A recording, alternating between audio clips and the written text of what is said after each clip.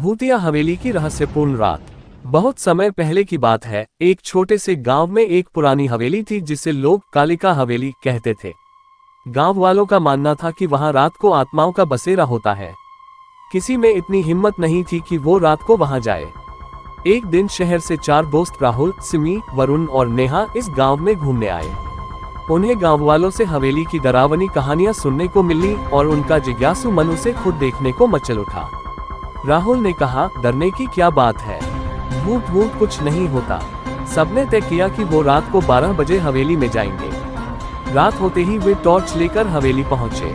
अंदर घुसते ही हवा में अजीब सी ठंडक थी। दीवारों पर जाले थे और लकड़ी की सीढ़ियां चरमरा रही थी। जैसे ही वे अंदर बढ़े, अचानक एक दरवाजा अपने आप बंद हो गया। नेहा डर के मारे कांपने लगी। फिर एक और अजीब बात हुई। हवेली के बीचों बीच एक पुराना झूमर अपने आप हिलने लगा और किसी ने एक धीमी आवाज में कहा, क्यों आए हो मेरी नींद में खलल डाल दो। सिमी चिल्लाए, कौन है वहाँ? जवाब में सिर्फ सन्नाटा। तभी वरुण ने एक पुरानी तस्वीर देखी जिसमें 4 लोग खड़े थे, हवेली के असली मालिक और उनकी फैमिली। लेकिन एक चेहरा उन्हें बहुत जाना पहचाना लगा, वह हूबहू वरुण जैसा था। उसी पल एक तेज हवा चली और एक परछाई कमरे में घूमने लगी। वो परछाई बोल रही थी, मैं इस घर का वारिस हूँ और तुम मेरा अतीत हो।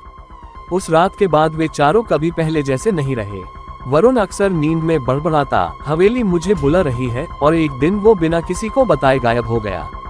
लोग कहते हैं आज भी जब चांदनी रात होती है, हवेली से किसी के रोने और किसी के हंसने की आवाजें आती हैं। क्या आप उस हवेली में जाना चाहेंगे? अगर चाहो तो मैं इस कहानी का दूसरा भाग भी लिख सकता हूँ।